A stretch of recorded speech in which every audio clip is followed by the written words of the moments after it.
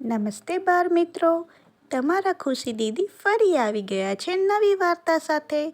સૌથી પહેલાં શું કરવાનું છે? મોબાઈલ દૂર રાખી દો. દૂરથી જ વાર્તા સાંભળીશું, તેથી મોબાઈલના રેડિયેશન આપણે અસર ન કરે. તો ચાલો આપણી વાર્તા શરૂ કરીએ. આજની વાર્તા છે એક ચતુર માજીની. તો ચાલો. એક ગામમાં એક ઘરડા માજી એકલા રહેતા હતા. એમની સંતાનમાં એકમાત્ર દીકરી હતી, જેમના લગ્ન થઈ ગયા હતા અને પાસેના ગામમાં રહેતી હતી. એક દિવસ માજીએ એની દીકરીને મળવા જવાનું નક્કી કર્યું. એ ગામમાં જવા માટે એક જંગલમાંથી પસાર થવું પડતું હતું. માજી જંગલમાંથી જઈ રહ્યા હતા ત્યારે એક સિંહ આવ્યો અને માજીને કહેવા લાગ્યો કે એ ઘણો જ ભૂખ્યો છે, એટલે તેને ખાઈ જશે. માજી ઘણા ચતુર હતા. તેમણે સિંહને મૂરખ બનાવવાનો રસ્તો વિચાર્યો. માજીએ સિંહને કહ્યું, હું તો ઘણી ઘરડી છું, ઘણી ડૂબરી પાતળી છું. તું મને ખાઈશ તો તને શું મળશે? પહેલાં મને મારી દીકરીના ઘરે જવા દે, સારું સારું ખાવા દે, તાજી માજી થવા દે, પછી મને ખાજે. સિંહે વિચાર્યું કે માજીની વાત સાચી છે. આવા દુબળા પાતળા માજીને અત્યારે ખાશે તો એને કશું નહીં મળે, માત્ર હાડકાં જ ખાવા મળશે. એના બદલે માજી દીકરીને ઘરે જઈ આવે, પછી ખાય તો એને થોડો લોહી માંસ પણ મળશે. આમ વિચારીને સિંહે માજીને જવા દીધા. રસ્તામાં માજીને વાઘ અને રીંછ પણ મળ્યા.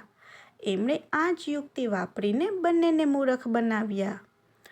દીકરીને ઘરે થોડા દિવસ રહ્યા.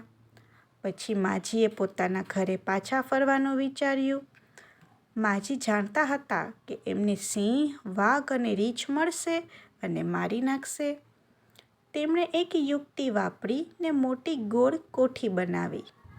માજી કોઠીમાં બેસી ગયા અને કોઠીને અંદરથી ગબડાવતા ગબડાવતા જવા લાગ્યા. જંગલમાં સિંહે આ ગબડતી કોઠી જોઈ. સિંહે કોઠીને પૂછ્યું, તે પેલા માજીને જોયા છે જે એને દીકરીને ગામ ગયા છે? ચતુર માજીએ અવાજ બદલીને કોઠીની અંદરથી જવાબ આપ્યો, કઈ માજી? ક્યું ગામ? ચાલ કોઠી, આપણે ગામ. આમ કહીને એમણે કોઠીને અંદરથી ધક્કો મારીને ગબડાવવા માંડી. સિંહ આવી પોતાની મેળે જ ગબડતી કોઠી જોઈને ગભરાઈ ગયો અને રસ્તામાંથી ખસી ગયો. થોડી વાર જતાં સામે વાઘ આવ્યો. તેમને પણ પેલી કોઠીને ગબડતી જોઈ અને પૂછ્યું, તે પેલા માજીને જોયા છે જે એની દીકરીને ગામ ગયા છે? ફરી માજીએ અવાજ બદલીને કોઠીની અંદરથી જવાબ આપ્યો, કઈ માજી, કયું ગામ?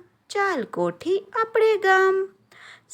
વાઘ તો ગભરાઈ ગયો અને તે પણ રસ્તામાંથી ખસી ગયો. તેને વિચાર્યું, આવી ગબડતી કોઠી ક્યાંથી આવી? આ તો કંઈક અલગ જ લાગે છે, અને ખસી ગયો. થોડે દૂર જતાં રીંછભાઈ પણ આવી ગયા સામે.